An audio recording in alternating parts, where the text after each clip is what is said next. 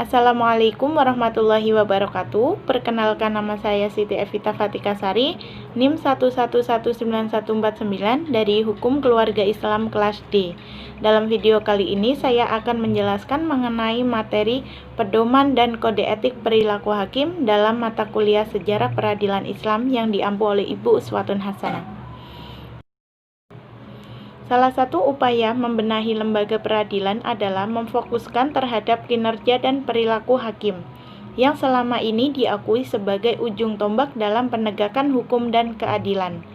Regulasi tentang kode etik yang dirumuskan dalam Kode Kehormatan Hakim Indonesia itu sendiri sudah dimiliki, yang merupakan alat untuk mendidik, mendisiplinkan, ataupun menerapkan suatu bentuk pengawasan kepada hakim.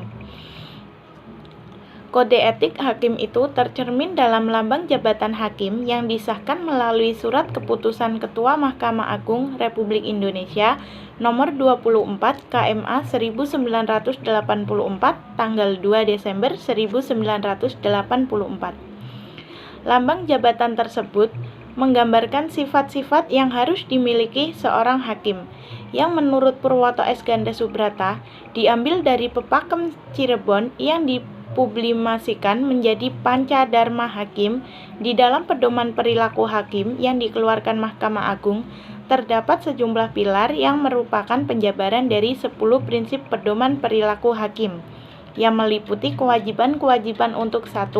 Berperilaku adil, 2. Berperilaku jujur, 3. Berperilaku arif dan bijaksana, 4. Bersikap mandiri, 5. Berintegrasi tinggi, 6. Bertanggung jawab, 7. Menjunjung tinggi harga diri, 8. Berdisiplin tinggi, 9. Berperilaku rendah hati, dan 10. Bersikap profesional. Nah, dari 10 piranti peradilan yang menjadi rambu-rambu bagi perilaku hakim, termasuk hakim pengadilan dalam lingkungan peradilan agama, itu tertuang dalam pedoman perilaku hakim, yaitu seperti 1.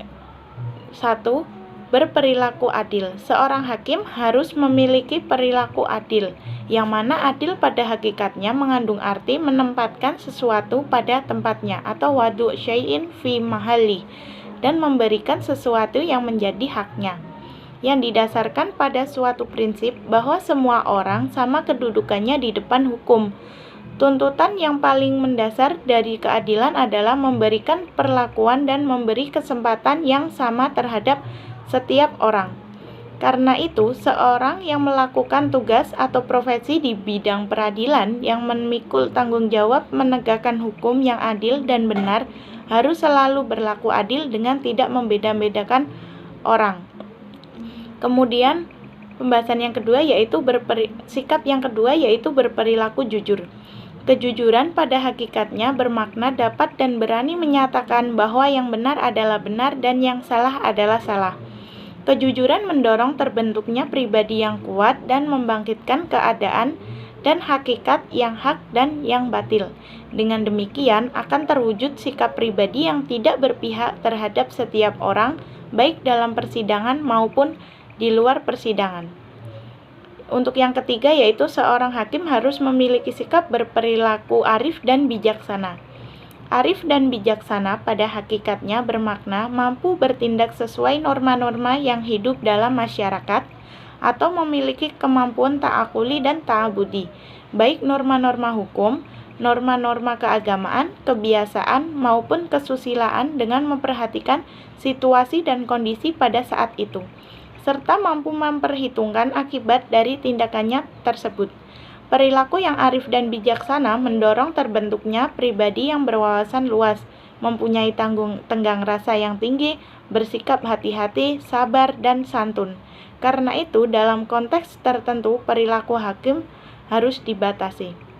Kemudian untuk yang sikap yang keempat yaitu bersikap mandiri.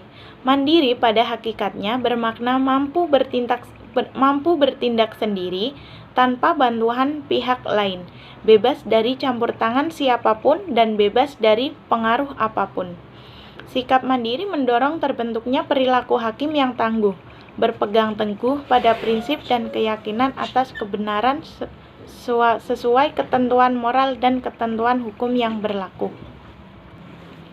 Ketentuan itu menunjukkan bahwa hakim harus menjalankan fungsi peradilan secara mandiri dan bebas dari pengaruh, tekanan, ancaman, ataupun bujukan, baik yang bersifat langsung maupun tidak langsung dari pihak manapun. Yang kelima yaitu berintegrasi tinggi.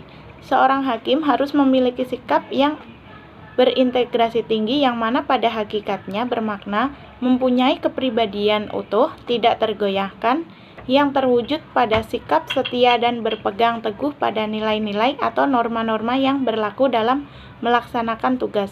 Integrasi tinggi akan mendorong terbentuknya pribadi yang berani menolak godaan dan segala sesuatu intervensi dengan mengedepankan tuntutan hati nurani untuk menegakkan kebenaran dan keadilan, dan selalu berusaha melakukan tugas dengan cara-cara terbaik untuk mencapai tujuan yang lebih baik. Kemudian yang keenam yaitu bertanggung jawab. Seorang hakim harus memiliki rasa bertanggung jawab yang tinggi.